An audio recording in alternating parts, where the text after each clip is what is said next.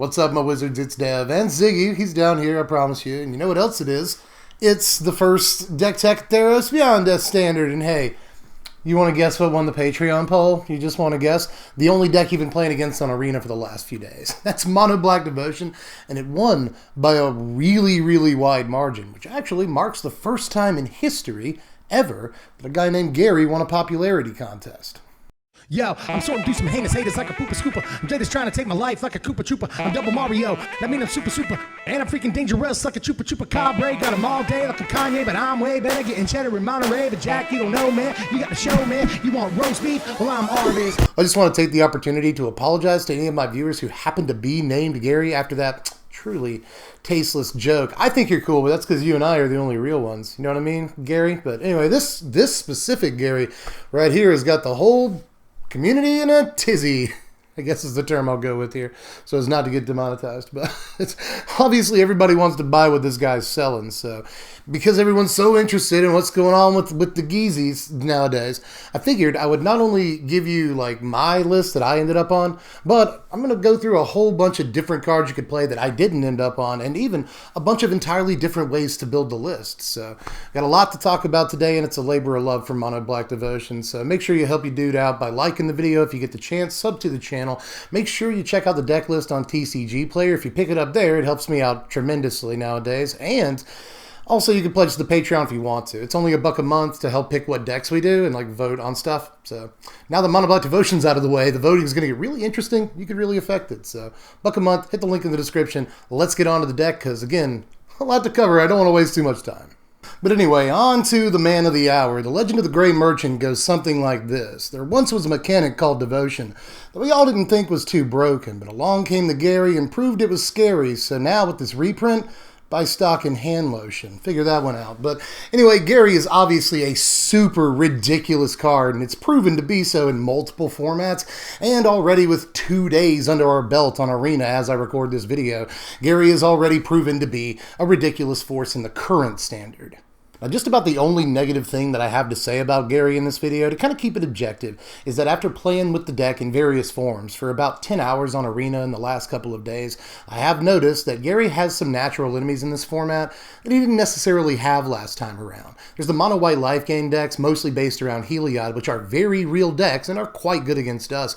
And there's also Gilded Goose, which gains a lot of incidental life over the course of a game for the opponent. There's also the fact that if you come up in a mirror match where the opponent is playing Cat Oven or other life-gaining cards as well, and sometimes that leads to stalemates because Gary doesn't really like when your opponent can go above 20 life. Another thing I'll say about Gary is that playing with this deck for the last couple of days has really reminded me of playing with the Smitten Swordmaster deck from the last standard. That deck would just regurgitate a bunch of knights onto the table and try to keep its board presence as tight as possible, not attack unless it had to, but still do some chip damage, and then get down Smitten Swordmaster, usually amplified by a Lucky Clover, deal that last 8 to 10 points of damage you have to do to win the game. Well, obviously, the Mono Black Devotion deck is kind of an echo of the way that deck played, but a little bit stronger in a lot of ways because it gets to play sort of more card quality in its slots. As a matter of fact, playing with Gary reminded me so much of playing with Smitten Swordmaster that I ended up tweeting out this deck list the other night. In case you haven't seen it yet, this is the Smitten Swordmaster Gary hybrid deck, and since they play so similarly, I figured they might play well together. And this deck has won me some games, but I don't think it's the absolute strongest version of the deck, but if you basically want a Mono Black Devotion / Mono Black Burn deck, this might be the best way to put it together, so check this thing out.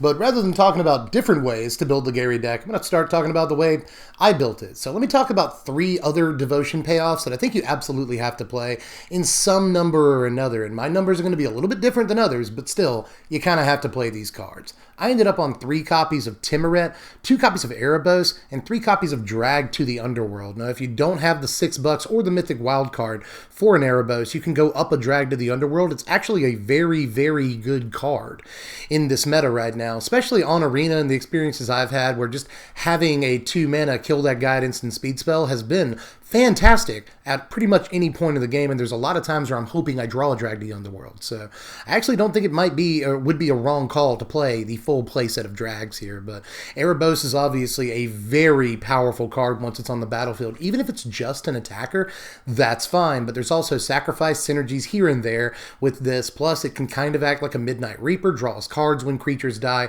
Everything Erebos does is good, and it can even pick off X1s.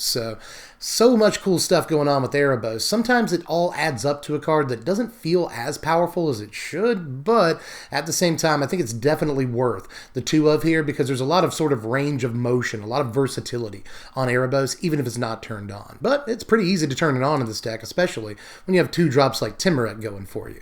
A lot of people playing 2 copies of this, and I get that, but especially in what appears to be, at least in the early days on Arena, a format with a lot of early plays, a lot of early creatures in it. I like a decent blocker like Timuret that often gets up to 5, 6, or 7 toughness. I've seen a Timuret go up to 12 toughness playing this deck, and there's even a good argument for, being able to just snipe stuff out of your opponent's graveyard. There's a Sultai deck going around that plays Pelucranos and Euros in it. Timuret has actually been a really nice card to have access to in those matchups as a main deck way to get cards out of your opponent's graveyard.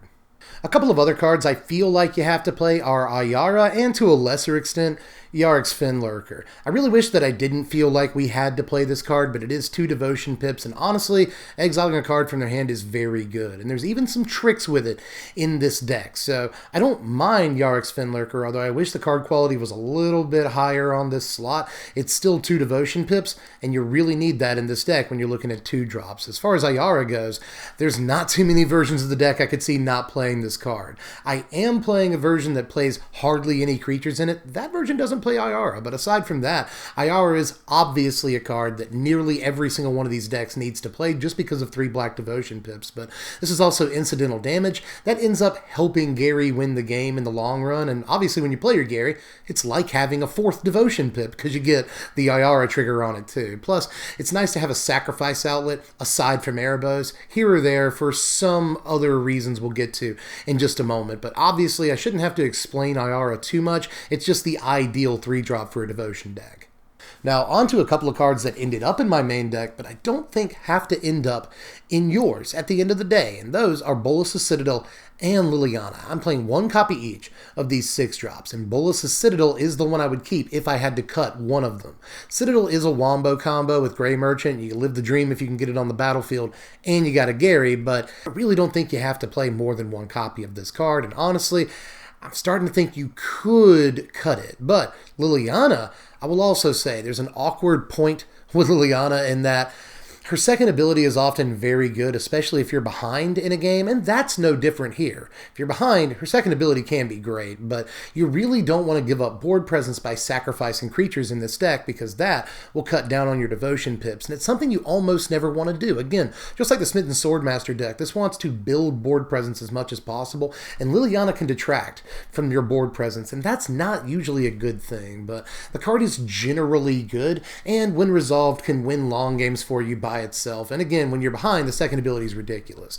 But the time has come to explain my choice of 1-drop, and this is probably the most controversial thing I've done in this video because I ended up on 4 copies of old Gutterbones here, Gutter Beezy from Bone Thugs and Harmony, and I didn't end up on Cauldron Familiar. I'll explain that decision in a moment, but let me just talk about Gutterbones for the time being here. Gutterbones is actually really good at keeping your devotion count up at least a little bit because it can come back from your graveyard. Not a whole lot of 1-drops other than Cauldron Familiar can do that, but Gutterbones can really contribute to a sort of early game aggro plan. Again, we're trying to get in chip damage, and Gutterbones can be a really good part of that if we want to land a Grey Merchant that doesn't have to be, for 18 later in the game. Gutterbones can get in 2 or 4 points of damage and really cut down on how big that Gary has to be later down the line. So I like this as an aggro creature, and I love that it can come back from the graveyard, but there's obviously a bunch of other creatures you could play in this slot, like Cauldron Familiar, along with Witch's Oven, which doesn't add any,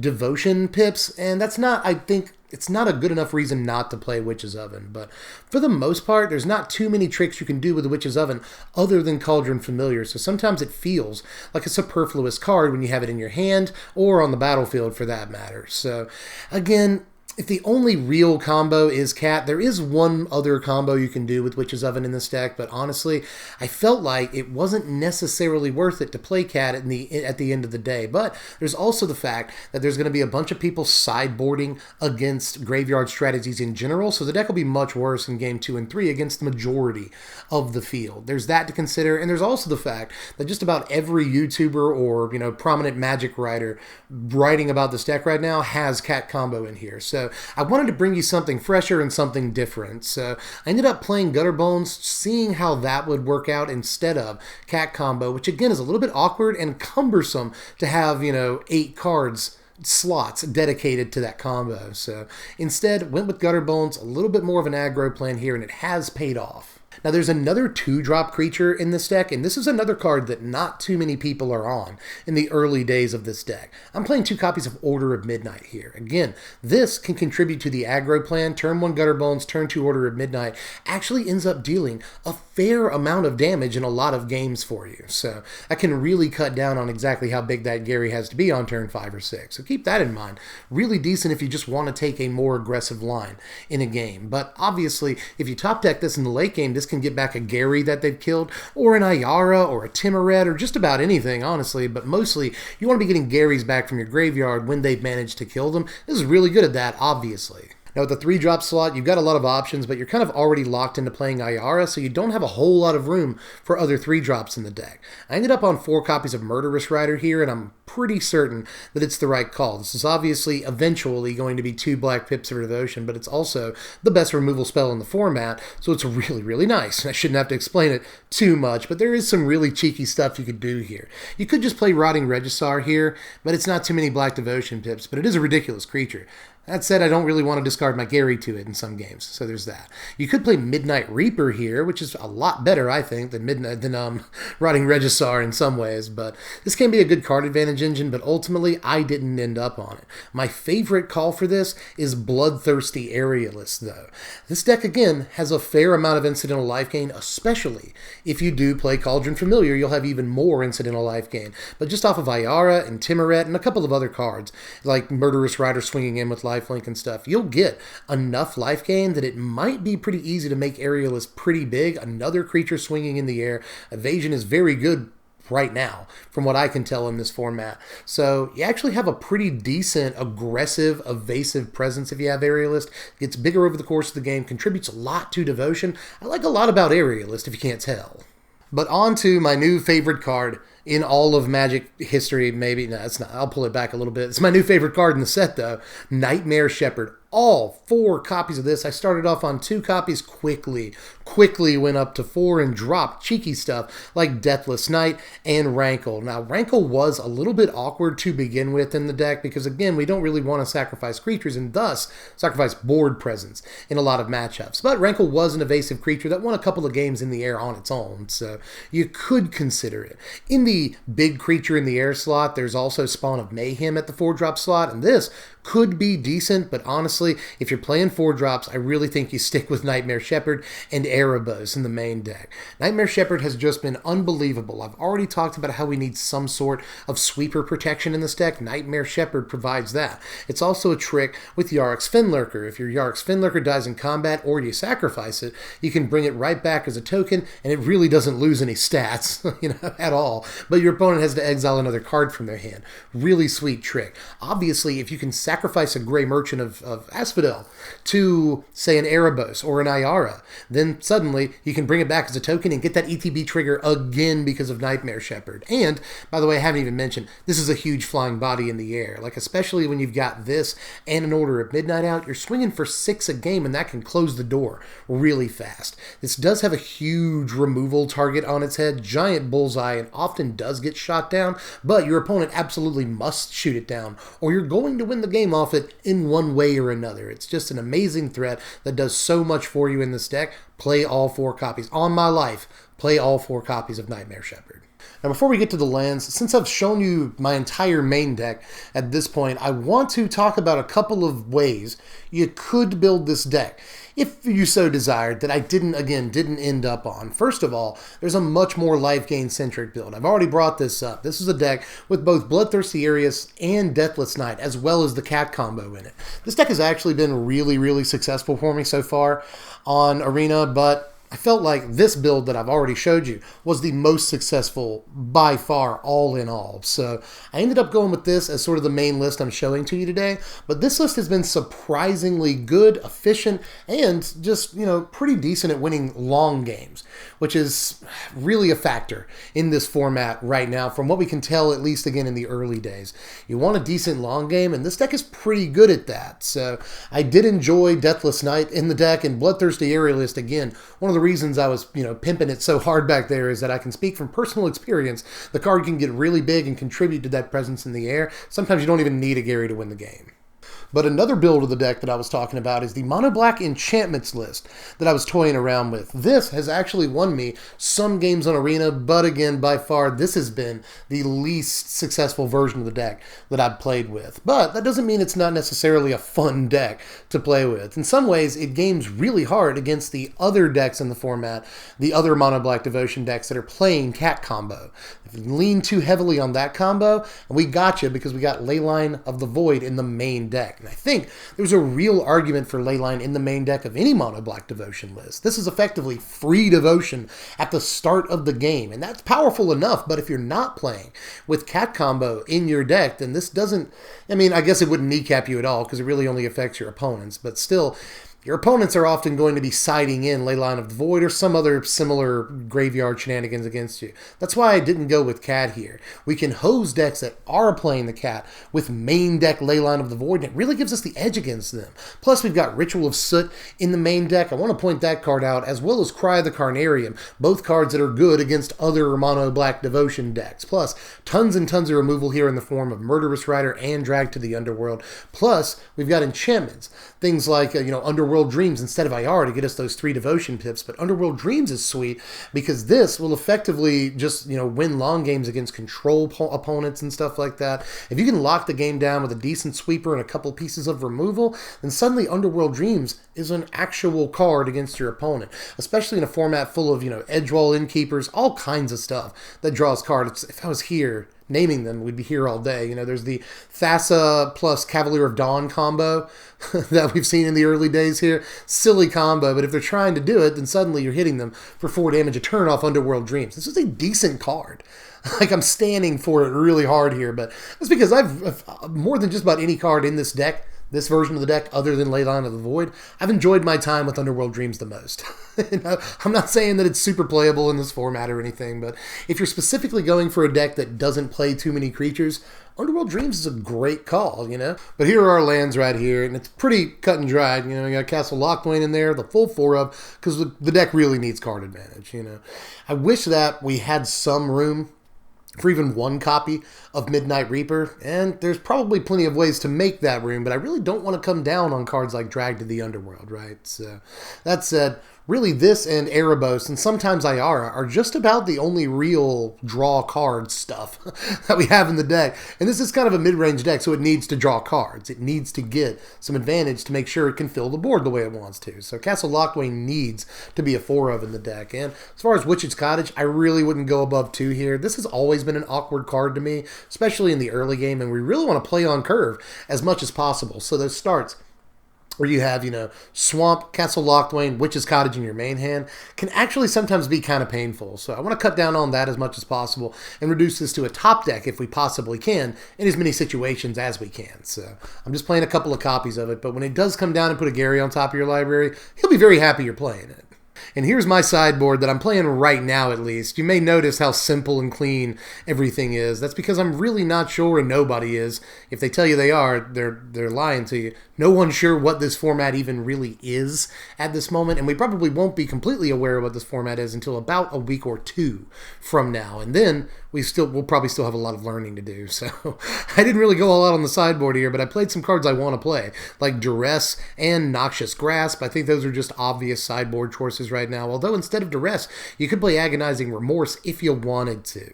So I just want to keep that in mind. I wanted to just give a shout out to Agonizing Remorse. I didn't end up on it, but you could play it if you wanted to, and it is in the Mono Black Enchantments deck, in case you didn't notice. But as far as enchantments, let me talk about those. There's Underworld Dreams. I think I've already made the case for that against control decks and other decks that draw a ton of cards. Underworld Dreams can be perfectly fine to pull in some copies of, but Leyline of the Void, this is obviously going to completely hobble or kneecap the cat decks in the format, be they Jund or Mono Black, and a bunch of other decks that are trying to escape cards out of the graveyard, the various Erebos or Pelucranos decks. This does a lot of work against. Now here are your power rankings, a final score of 66, which is a great score. Absolutely, but not necessarily the absolute most competitive of scores. You may have noticed if you've been following the channel for a while. I do think Mono Black is a strong deck in this environment, but I don't think that it's the best deck in this environment. So far, a lot of the new decks that I've played against, like Mono Blue with Thassa and Thassa's Oracle and Cavalier of Dawn, that whole thing. Sultai, the deck that sometimes tries to deck itself with like Cavalier of Dawn and Risen Reef and Tameo, win off of Thassa's Oracle. That's a deck, but also just the Sultai Escape deck playing Eero and Pelucranos. Those are decks as well in this format, and even Mono White Life Gain is very real and very good against us. So, again, I think we have some sort of natural foils this time around, and when it comes to, again, Mono White, very good against us. Gilded Goose can often be very good against us. We're not too great against a Nissa that gets resolved onto the table some of the time. That can be a problem if we don't have a Gary in our hand. There are just, again, some real issues that we have in this format. And the Sultai decks that like to, escape big creatures and stuff, we often have problems against those too, although the matchup seems a lot more even than it does against the Mono White decks. There's also a bunch of other decks from last season still floating around like Fires, and Fires has plenty of sweepers to completely just dome us. There's also a Blue-White control deck floating around even more so than usual at the start of this format, and that deck plays like 6 or 7 sweepers in the main deck as well. Very good against any deck like us that's trying to establish a strong board presence. That's where that Mono Black Enchantments deck comes into play. Where our affection count, our devotion count isn't affected by sweepers in that deck. So that, think about it. But anyway, as far as this deck is concerned, again, it can get completely just manhandled by sweepers. That can be an issue, and there are even some aggro decks in this format that we're not too great against, like Mono White. So again, I'm not saying that the deck is bad, but I'm also not saying that the deck is the pure force that we all anticipated it would be.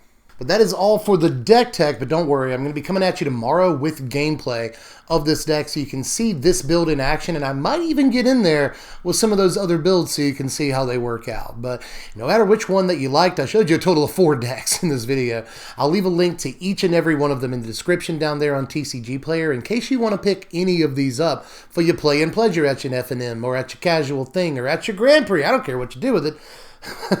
I just hope that you enjoy playing with the decks because, again, labor of love here, and I certainly loved brewing this thing up. Mono Black, as I've made no secret of, has always been one of my favorite decks ever since I started playing Magic, so seeing it get a moment of the sun is really, really nice for me, and honestly, I hope that it's better than I've rated it here. Again, very good deck, especially for the price tag that it's at. This deck is only going to cost you about $165 in its current form, but of course, you can take out Lilianas and even things like Leylines if you're not playing with sideboards, and get the deck way closer to about $100. So, not too cheap in its current form, and some of the other decks that I've shown you in this video are even cheaper than that. So, just check out all the links in the description, order anything you need from TCG Player, helps me out when you do it, and also like, subscribe, do all the YouTube stuff. Check out the Patreon too, link in the description if you want to pledge to the channel. $1 a month, let you vote on what decks you want to see. So get in there if you want to support content like this. If you're a brand new viewer, welcome to the channel. You're very welcome here. You really are. Just come chill on the couch with me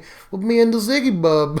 In any case, if you're a longtime viewer or a patron, I really, really appreciate you coming, hanging out over the last 5 years. It's really been, I think, almost officially 5 years. Actually, did we just have our anniversary? Am I just coming to that revelation, that realization at this moment? So I think we started January 15th, 2015. I'm old. So that's, 5 years almost to the day. So thank you. I'm just figuring this out now. Thank you all.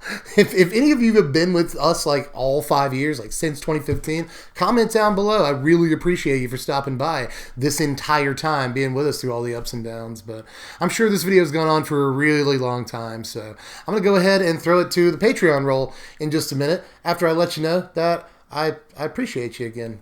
Anyway, just let me know how you felt about the deck down there in the comments section. Get at me in the sideboard and let me know how we can improve this deck, because it's an important time here at the beginning of the season to put all of our heads together, make these decks as optimized as we can. So let me know any ideas you have down there in the sideboard, and I'll catch you cats later. I'm Dev from the place. Thanks for watching for 5 years, my wizard. Thank you so much. Spread love and be kind.